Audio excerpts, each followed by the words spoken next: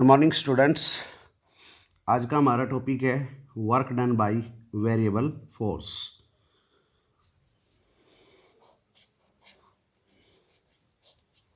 Work done by variable force. आज का हमारा टॉपिक है work done by variable force. देखिए बेटा, ये टॉपिक दो तरीके से किया जा सकता है। आज हम जो तरीका यूज करेंगे वो तरीका यूज करेंगे ग्राफिकल मेथड का।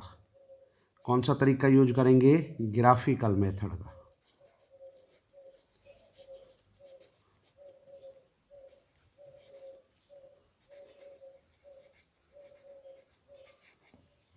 Graphical method.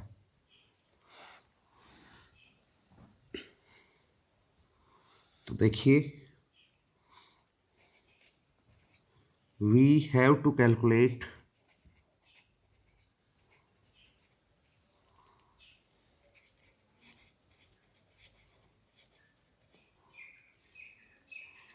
work done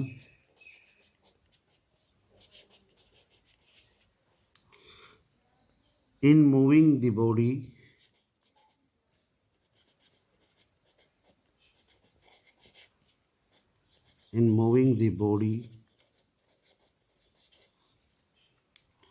from A to B under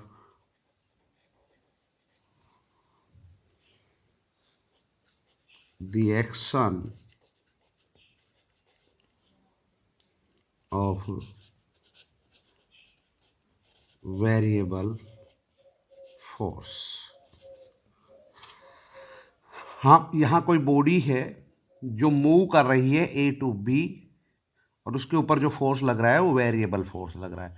मतलब हम बॉडी पे वेरिएबल फोर्स लगा रहे हैं, उससे बॉडी जो है वो मूव करती है ए टू बी। उस दौरान हम वर्क डन कैलकुलेट करेंगे कि वर्क डन कितना होगा। बेटा जरा समझ लीजिएगा कि फोर्स जो होता है वो कांस्टेंट भी होता है, वेरिएबल भी होता है। ज़्यादातर कंडीशन में फोर्स को हम कांस्टेंट ही लेते हैं, बट एक्चुअल में हम किसी बॉडी पे फोर्स लगाएं, जैसे मैं इस पे फोर्स लगा रहा हूँ तो इसकी वैल्यू फिक्स नहीं रहती, ये बदलती रहती है, कभी कम कभी ज़्यादा। तो फिर जो फोर्स होगा वो कैसा होगा? Variable.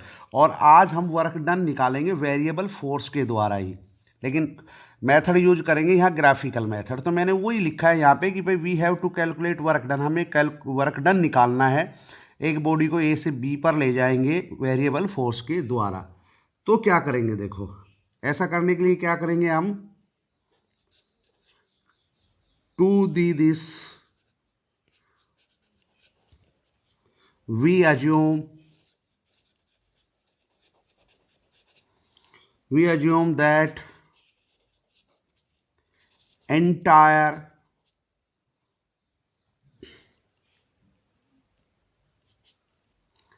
displacement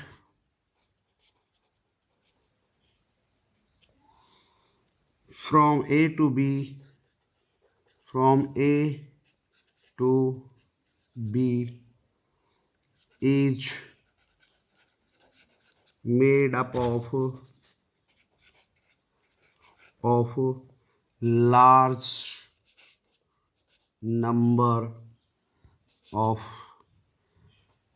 infinite seemingly displacement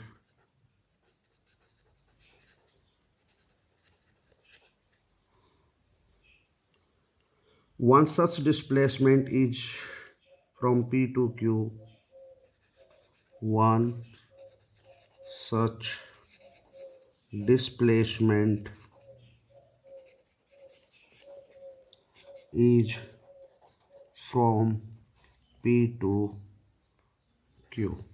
देखिए बेटा, क्या बताया गया है जरा एक बार आप समझ ले, फिर बहुत आपके लिए बड़ा आसान हो जाएगा।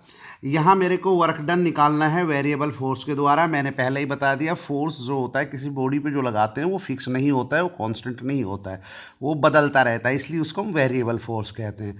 और यहाँ मेथड ग्राफिकल मेथड यूज करेंगे। यानी यहाँ पे हमको क्या कैलकुलेट करना है, कोई बॉडी है जिसको हम ए से बी पर ले जाएंगे वेरिएबल फोर्स लगा के, किसी बॉडी के पर उसे ए से बी पे ले जाएंगे और फिर देखेंगे वर्क डन कितना हुआ। तो उसके लिए हम क्या करेंगे कि हाँ, जो एंटायर डिस्प्लेसमेंट है, अब डिस्प्लेसमेंट कितना है, बॉडी को ले कहाँ से कहाँ ले गए, ए से बी तक, तो जो पूरा का पूरा डिस्प्लेसमेंट है हम ये मानते हैं कि वो बहुत ज़्यादा छोटे छोटे डिस्प्लेसमेंट का बना हुआ है। इन्फानाइट स्ट्रीमली डिस्प्लेसमेंट मतलब बहुत ज़्यादा छोटे छोटे डिस्प्लेसमेंट का बना हुआ है वो। और उन्हीं में से एक डिस्प्लेसमेंट P2Q ले लेते हैं। जैसे फॉर एग्जांपल समझो, मैं ग्राफ बनाता हूँ, क्या कहना चाह रहे हैं, ये कहना चाह रहा है, देखो इधर मैं डिस्प्लेसमेंट ले लेता हूँ और बॉडी को लेके गए हैं हम ए से बी पे, यानी बॉडी को डिस्प्लेस कराया गया है ए से बी पे वेरिएबल फोर्स लगा के। तो इधर मैं ले रहा हूँ फोर्स, ये इधर फोर्स हो गया और इधर हो गया डिस्प्लेसमेंट। तो जब बॉडी ए पे थी तो उस समय फोर्स उस पर इतना लगाया जा रहा था, जब बॉडी बी पे थी तो उस समय उसके ऊपर फोर्स इतना लगाया जा रहा था। तो यानी बॉडी जब ए से बी पे गई तो उस दौरान फोर्स उसके ऊपर फिक्स नहीं था, वो बदल रहा था। तो मैं ये कह सकता हूँ कि ये इस तरीके से फोर्स बदला है। जब बॉडी ए पे थी तो उसके ऊपर ये इतना फोर्स लग रहा था, जब बॉडी बी पे थी तो उसके ऊपर इतना फोर्स लग रहा था, क्योंकि वेरिएबल फोर्स है। तो ये वेरिएबल फोर्स लगा के, जैसे ए पे था तो इतना फोर्स, बी पे था तो इतना फोर्स, ये वेरिएबल फोर्स लगा के बॉडी को ए से बी तक लेके गए। तो ये पूरा का पूरा जो डिस्प्लेसमेंट है, इसको क्या करेंगे, हम मानते हैं कि ये बना हुआ है, किसका बना हुआ है, large number of infinitesimally displacement का। बहुत ज़्यादा इस तरीके से डिस्प्लेसमेंट्स का बना हुआ है, छोटे छोटे छोटे छोटे इसके अंदर डिस्प्लेसमेंट है, हम ये मान के चलते हैं। और उन्हीं में से कोई एक डिस्प्लेसमेंट हम ले लेते हैं PQ, ये ले लिया हमने PQ कि भाई ये जो डिस्प्लेसमेंट है ये क्या है, PQ डिस्प्लेसमेंट है। बड़ा सिंपल, बड़ा आसान, आपको समझ में आ रहा होगा। आप इसकी भाषा पे ना जाएं, जो मैं बता रहा हूँ उस पर ध्यान दें। हमें वेरिएबल फोर्स के द्वारा वर्क डन निकालना है, यानी बॉडी के ऊपर जो फोर्स लग रहा है वो वेरिएबल फोर्स लग रहा है। वेरिएबल फोर्स लगा के बॉडी को ए से बी तक लेके गए हैं और वर्क डन कैलकुलेट करेंगे। ऐसा करने के लिए टू डू दिस, ऐसा करने के लिए हम ये मानते हैं कि जो एंटायर डिस्प्लेसमेंट है ए से बी तक, वो large number of infinitely displacement का बना हुआ है। उन्हीं में से एक डिस्प्लेसमेंट ले लेते हैं बेटा PQ। और जो मैं PQ यहाँ पे ले रहा हूँ ना, ये जरा आप समझे, PQ जो मैंने लिया है ये कितना है, ये DX है, इसकी चौड़ाई कितनी है, DX है। तो मैंने ये ले लिया है, ये कंसीडर कर लिया है, ये डिस्प्लेसमेंट। अब बेटा इसके ऊपर जो फोर्स लग रहा है ना, इसके ऊपर जो फोर्स लग रहा है, फोर्स कितना लग रहा है, इसके ऊपर देखो फोर्स तो ये भी लग रहा है, इतना भी लग रहा है, और इसके ऊपर फोर्स ये भी लग रहा है। तो अब हम क्या करेंगे वो देखें।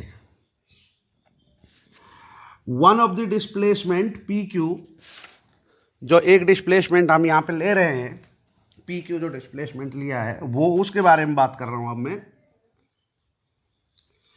As the displacement, as the displacement PQ जो कि DX के बराबर है, is infinitesimally very small. ये बहुत छोटा है जो मैंने लिया है, ये चूंकि बहुत छोटा है, ये डिस्प्लेसमेंट बहुत छोटा है, इसलिए जो फोर्स था वो हम कांस्टेंट मान सकते हैं। पूरे पे तो कांस्टेंट नहीं है, बदलता रहा है, लेकिन केवल PQ पे मान सकते हैं कांस्टेंट। तो चलो मान लेते हैं इतना है बस, ठीक है। कितना मान लेते हैं, PS मान लेते हैं, PS मतलब ये इतने हिस्से में तो मान ही सकते हैं ना ऐसे कि ये कांस्टेंट है। हालांकि है नहीं, पर चूंकि ये बहुत स्मॉल है इसलिए मान लेते हैं कि ये क्या है, इतने डिस्प्लेसमेंट के अंदर ये फोर्स क्या है, कांस्टेंट है।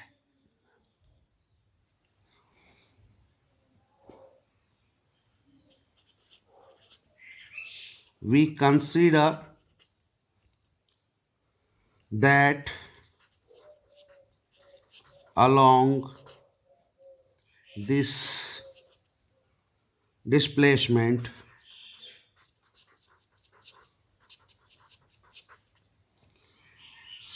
फोर्स इज कांस्टेंट, कि फोर्स कांस्टेंट है। कितना है उसका मैग्नीट्यूड, कितना है मान लेते हैं उसका मैग्नीट्यूड कितना है, पी एस। देखो इतना मान लेते हैं पी एस, फोर्स इधर ही है ना, तो ये मान लेते हैं पी एस, ये उसका फोर्स है, उस फोर्स का मैग्नीट्यूड है। और डायरेक्शन भी उसकी है, मान लेते हैं as well as in direction. तो बेटा हमने यहाँ पे क्या माना, हमने यहाँ पे माना है कि जो हमने एक छोटा सा जो डिस्प्लेसमेंट लिया था ना, चूंकि ये बहुत छोटा डिस्प्लेसमेंट है, इसलिए इसके अलोंग जो फोर्स लग रहा है ना, कितना फोर्स, ये पी एस, उसका मैग्नीट्यूड और उसकी डायरेक्शन क्या है, कांस्टेंट है, वो बदल नहीं रही है, वो कांस्टेंट है। तो फिर हम small amount of work done देखें। ये पी एस जो फोर्स लगा कितने डिस्प्लेसमेंट पे, डी एक्स डिस्प्लेसमेंट पे, उसमें वर्क डन देख लेते हैं। Small amount of work done, small amount of work done in moving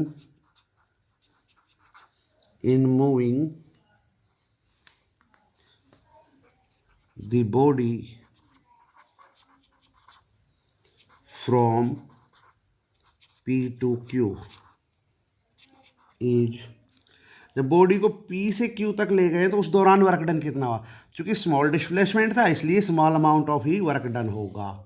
तो कितना होगा वो डी डब्ल्यू, और वो कितना होगा, कितना फोर्स लग रहा था, फोर्स पी एस लग रहा है। तो जो पी एस फोर्स है उसको कितना मान लेते, एफ मान लेते, पी एस को कितना मान लेते, एफ। तो फोर्स इंटू डिस्प्लेसमेंट कितना है, ये पी क्यू डी एक्स, तो फोर्स इंटू डिस्प्लेसमेंट। अब देखो फोर्स तो कितना है, पी एस, चेक कीजिए, फोर्स पी एस, क्योंकि फोर्स इस डायरेक्शन में तो यही माना जाएगा, P S force P S, और डिस्प्लेसमेंट कितना है, पी क्यू। लेकिन जब आप इस पी एस और पी क्यू की गुना करेंगे जैसा कि आ रहा है, तो फिर तो इसका एरिया ही आ गया। फिर तो लिख देते हैं area of strip P Q R S, यानी इसका जो एरिया बनाना, उसके एरिया के बराबर ही क्या हो रहा है, वर्क डन हो रहा है। जब बॉडी को डिस्प्लेस करते हैं पी से क्यू तक, तो उस दौरान जो वर्क डन हुआ वो कितना हुआ, इस स्ट्रिप के एरिया के बराबर ही हुआ है। क्लियर। अभी हमें और भी देखना है, हमें तो वर्क डन केवल पी से क्यू तक थोड़ी ना देखना है, वर्क डन देखना है ए से बी तक बॉडी गई है, उस दौरान कितना हुआ। तो उसके लिए बेटा क्या करेंगे वो देखिए, total work done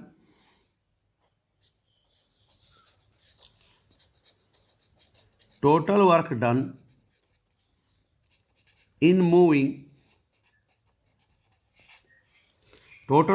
moving the body from A to B is given by, तो बेटा बहुत सिंपल है, कोई ज़्यादा मुश्किल नहीं है। टोटल वर्क डन कितना हो जाएगा, बहुत सिंपल। देखो ऐसे बहुत सी स्ट्रिप थी ना, एक स्ट्रिप का निकाल लिया, अब क्या करेंगे, सभी स्ट्रिप का जो बनेगा उसको जोड़ देंगे तो हो जाएगा टोटल वर्क डन। तो फिर क्या करेंगे, देखिए जो वर्क डन आ रहा था ना एक स्ट्रिप का, तो सभी स्ट्रिप का जोड़ देंगे तो समेशन डी डब्ल्यू हो जाएगा, और यही वर्क डन हो जाएगा, यानी टोटल वर्क डन इतना हो। और डी डब्ल्यू कितना था, वो था F into D X. Check कीजिए डी डब्ल्यू कितना है, एफ इंटू डी एक्स। तो जो एक स्ट्रिप का निकाला था उसी का समेशन कर देंगे तो वो सभी स्ट्रिप का हो जाएगा, टोटल वर्क डन हो जाएगा, उसी में हो गया टोटल वर्क।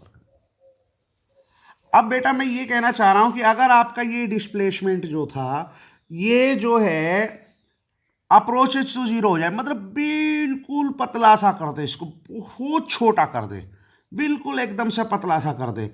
तो ऐसे अगर पतले पतले स्ट्रिप बनाएंगे इसके अंदर, यानी displacement are approaches to zero का मतलब ये है कि बहुत छोटी छोटी स्ट्रिप बनाएंगे इसके अंदर, तो क्या होगा देखते हैं, ठीक है, वो भी देख लें। If displacements are allowed to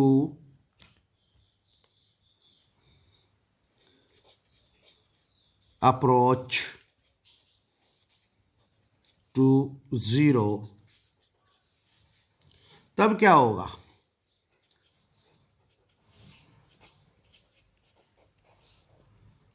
तब क्या हो जाएगा बेटा? तब भी कुछ नहीं होगा, तब आपका वर्क डन रहेगा ये, देखो इतना ही था ना बेटा वर्क डन, देखिए यही था ना वर्क डन, देखो ये रहा ऊपर, इतना ही था ना, ये रहा वर्क डन। बस अब चूंकि आपका डिस्प्लेसमेंट अप्रोचेस टू जीरो हो गया है, अप्रोचेस टू जीरो मतलब आपका ये जो dx था, dx कितना, यानी ये जो pq था, यानी जो dx था वो हो गया अप्रोचेस टू जीरो, तो आप ये लिमिट लगा दें, limit dx tends to zero. और बेटा लिमिट टेंस टू dx जो जीरो आया ना, इसकी वजह से क्या करेंगे हम, इस समेशन को अब चेंज कर सकते हैं इंटीग्रेशन में, then summation change to integration, तब वो इंटीग्रेशन में चेंज हो जाएगा। तो फिर वर्क डन कितना होगा आपका, देखो ये तो अब इंटीग्रेशन में चेंज हो जाएगा, इंटीग्रेशन एफ डी एक्स। लेकिन इंटीग्रेशन कहाँ से कहाँ तक बेटा, देखो जरा, आप यहाँ से यहाँ तक ही तो गए हैं ना, तो चलिए मान लेते हैं यहाँ से तक की दूरी कितनी है, ए पॉइंट तक की एक्स ए, और यहाँ से लेके बी पॉइंट तक की दूरी ये कितनी है, एक्स बी।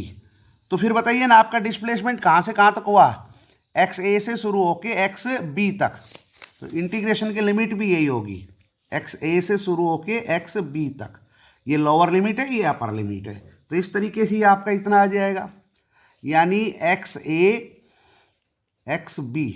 लेकिन एफ डी एक्स कितना है, तो देखिए बेटा बहुत सिंपल, आपने पहले भी देख लिया, एफ डी एक्स किसके बराबर आता है, एफ डी एक्स तो किसके बराबर है, area of strip P Q R S, तो इसकी जगह लिख दूं area of strip P Q R S.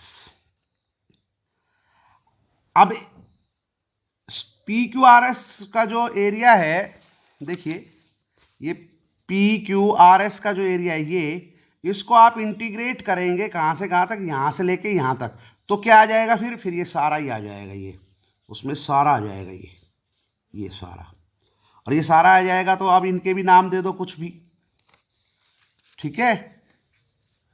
तो फिर अब ये कितना हो जाएगा बेटा, अब ये हो जाएगा